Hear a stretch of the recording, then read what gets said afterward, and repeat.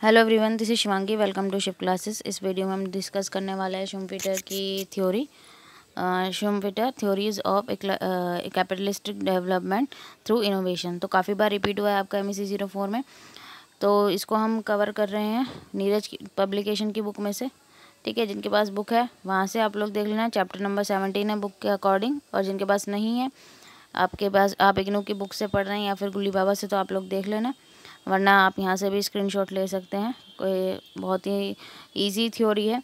तो शुम्पीटर एक इकोनॉमिस्ट थे जिन्होंने एम्फेसाइज़ किया था कि इकोनॉमिक ग्रोथ में और डेवलपमेंट में एक देश के वो किसका रोल रहता है, इनोवेशंस का रोल रहता है। लेकिन मेजॉरिटी ऑफ इकोनॉमिस्ट के क्या क्लेम करते थे कि जो एफिशिएंट एलोकेशन रिसोर्सेज की वो कहाँ मिल सकती है, perfect competitive form of market में मिल सकती है। ठीक है, पूर्ण प्रतियोगिता बोलते हैं जैसे हिंदी में, लेकिन शुम्पीटर फेवर थे मोनोपोली के। ठीक है, वो इम्परफेक्ट कंपटीशन को मानते थे कि वहाँ पे एफिशिएंट एलोकेशन हो सकती है रिसोर्सेज की, क्योंकि वो फर्टाइल ग्राउंड है इनोवेशन के लिए। तो वो एक स्ट्रांगली डिफेंड करते थे मोनोपोली को कि वहाँ फ्रीडम होती है, कि भाई वहाँ इनोवेशन वहाँ पे इजीली हो सकते हैं। ठीक है, तो अब बढ़ते हैं थ्योरी की तरफ। तो और जितने भी थ्योरीज़ हैं क्लासिकल इकोनॉमिस्ट ने दी है, वो सप्लाई साइड ऑफ प्रोडक्शन को एम्फेसाइज करते थे। वो क्लेम करते थे कि जो इकोनॉमिक ग्रोथ का मतलब है कि इंक्रीज़ इन प्रोडक्टिव कैपेसिटी या फिर supply of greater goods and services की। मीन्स की सप्लाई जितनी बढ़ी है गुड और सर्विसेज की, उतनी ज़्यादा इकोनॉमिक ग्रोथ होगी। शुम्पीटर भी इससे अलग नहीं थे, वो भी यही मानते थे। लेकिन जो क्लासिकल इकोनॉमिस्ट बिलीव करते थे वो क्या मानते थे कि जो आउटपुट इंक्रीज़ होगा, ठीक है, वो किससे इंक्रीज़ होगा, कैपिटल फॉर्म बाई। जितना output increase by increase in capital form में, जितनी कैपिटल फॉर्मुलेशन होगी, कैपिटल पूंजी बढ़ेगी, उतना आउटपुट बढ़ेगा। लेकिन शुम्पीटर क्या मानते थे कि ये इनोवेशन के थ्रू होगा, कि आउटपुट बढ़ेगा तो, लेकिन जितना इनोवेशंस लेके आएंगे हम उससे होगा। According to Schumpeter, innovation means the ability of entrepreneur to use the new idea और invention to create a new combination of factor input which reduce cost and increase profit. तो शुम्पीटर क्या कहते थे कि उनका इनोवेशन का मतलब क्या था, कि जो उद्यम करता है कि वो नए आइडिया लेके आ रहे हैं, इन्वेंशन ले आ रहे हैं, नए कॉम्बिनेशन फैक्टर इनपुट्स का, जो इनपुट्स हैं उनके नए नए कॉम्बिनेशन का इस्तेमाल करके अपनी लागत को कम कर रहे हैं, जिससे उनका प्रॉफिट बढ़ रहा है। ठीक है, अदर वर्ड्स में हम कह सकते हैं innovation is the capability of organiser to use resources. वही चीज़ है कि डिफरेंट जो रिसोर्सेज है उसका इस तरीके से इस्तेमाल करना, ठीक है, नए आइडियाज़ के through.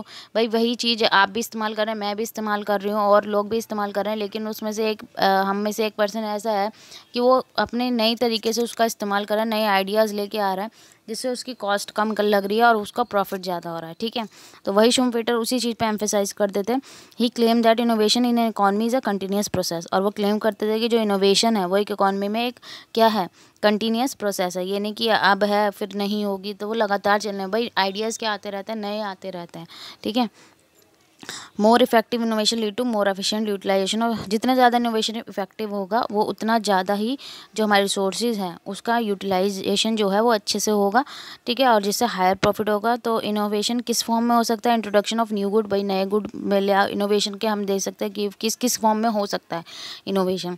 Introduction of new method, भाई नए प्रोडक्शन का नया मेथड। हम यहाँ एग्जाम्पल ले रहे थे, पहले लेबर इंटेंसिव टेक्निक का इस्तेमाल किया जा रहा था, अब कैपिटल इंटेंसिव टेक्निक का। तो उसमें भाई मशीनरी लेके आए, मशीनरी भी तो बनाई है, भाई इस तरीके की मशीन बनाए, तो आइडिया आया कि भाई हम नई टेक्नोलॉजी का इस्तेमाल करें, हम लेबर का ना ज़्यादा इस्तेमाल करें, मशीन का इस्तेमाल करें, जिससे ज़्यादा प्रोडक्शन इंक्रीज़ होगा। ठीक है, innovating a new market, finding new source of supply of raw material. तो ये सब designing a new form of organization, ये सब क्या है, इनोवेशन की फॉर्म है। Schumpeter call his theory creative destruction because every new innovation make the old thing obsolete. तो शुम्पीटर क्या कहते थे कि ये क्या है, क्रिएटिव डिस्ट्रक्शन है, सॉरी, बिकॉज जो भी एक नया इनोवेशन आएगा वो पुरानी चीज़ को क्या कर देगा, बेकार कर देगा, कि भाई अब नई आ गई है तो पुरानी चीज़ को हम क्या कर देंगे, ऑब्सोलेट कर देंगे। And this creative destruction lead to a process of incessant revolutionary change from within. For example telecommunication from landline to wire. अब जैसे यहाँ एग्जाम्पल दिया है, पहले लैंडलाइन थे, फिर वायरलेस आ गए।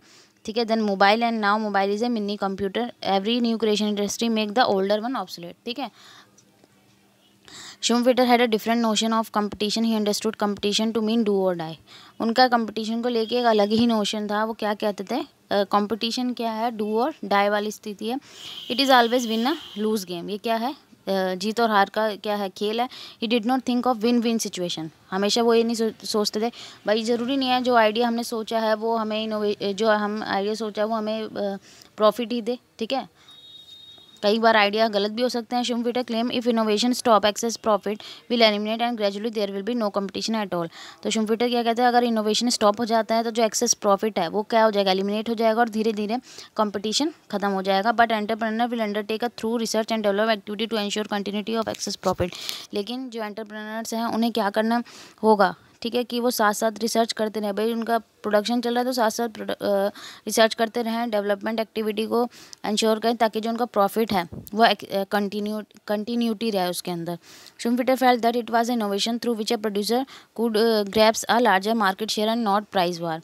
तो शुम्फिटर क्या था, इनोवेशन के थ्रू ही एक प्रोड्यूसर है जो एक लार्जर मार्केट पे कब्जा कर लेता है, प्राइस से नहीं, ठीक है, कि वो उसके आइडियाज़ के थ्रू, ज़रूरी नहीं है उसका प्रोडक्ट महंगा हो को बिके ना, लेकिन उसके आइडियाज़ अच्छे होंगे, ठीक है, कि किस तरीके से रिप्रेजेंट करना उसे अपने प्रोडक्ट को, उसकी क्वालिटी अच्छी होगी, ठीक है। ज़रूरी नहीं है कि हम हमेशा सस्ती चीज़ खरीदें, हम ये भी देखते हैं कि अच्छा चलो इसमें महंगी इसकी क्वालिटी अच्छी है तो उस वे में से भी हम उसे खरीद लेते हैं।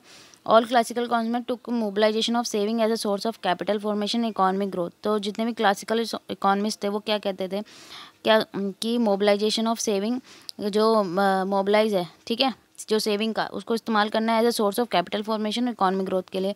लेकिन शुम्फिटर ने क्या फेल्ट किया कि जो इनोवेशन है उसमें रिस्क इन्वॉल्व होता है, ठीक है। So the fund for trying innovation come through credit. तो सेविंग का इस्तेमाल ना करके किसका इस्तेमाल करें कि भाई जो पैसा हम ले रहे हैं इनोवेशन के लिए, जो हम आइडियाज़ यूज़ कर रहे हैं नए नए, उसके लिए हम उधार लें। This credit provided by capital market.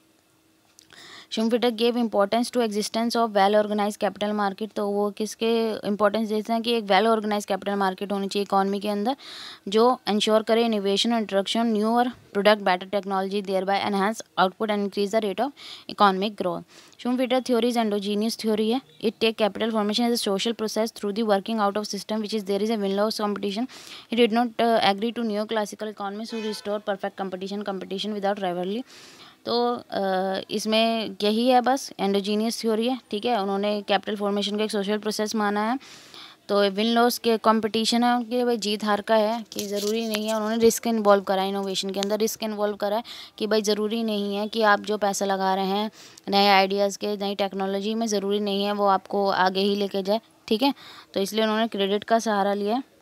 तो शुम्फिटर और न्यू क्लासिकल इकोनॉमिस्ट के बीच का जो डिफरेंस है वो भी हम देख लेते हैं। न्यू क्लासिकल इकोनॉमिस्ट क्या क्लेम करते हैं कि एक परफेक्ट कंपटीशन मार्केट है, ठीक है, वहाँ पे कोई सुपर नॉर्मल प्रॉफिट नहीं है। लॉन्ग रन में सुपर नॉर्मल प्रॉफिट कब होता है, जब टीआर ग्रेटर देन टीसी होता है, means total revenue greater than total cost. लेकिन शुम्फिटर क्लेम करते हैं किसका, मोनोपोली का और मोनोपोलिस्टिक कंपटीशन का, ठीक है। तो वहाँ पे सुपर नॉर्मल प्रॉफिट एग्जिस्ट करता है। New classical economy discuss short run and static model. Schumpeter discuss long run and dynamic model. New classical economist claim that there will be more saving which will be better mobilize. New classical economist क्या claim करते थे, ज़्यादा से ज़्यादा saving होगी तो वो ज़्यादा मोबिलाइज होगी और इकोनॉमिक ग्रोथ की तरफ लेके जाएगी। लेकिन शुम्फिटर दो फोर्सेस लेके चलते थे इकोनॉमिक ग्रोथ के लिए। क्या, एक तो availability of intellectual man power और ऑर्गेनाइजर, और इनोवेशन और टेक्नोलॉजिकल प्रोग्रेस को। तो ये थी आपकी शुम्फिटर की थ्योरी। आई होप आपको क्लियर हो गई होगी। अगर वीडियो अच्छी लगी हो तो like it, share it and subscribe my channel. Thank you.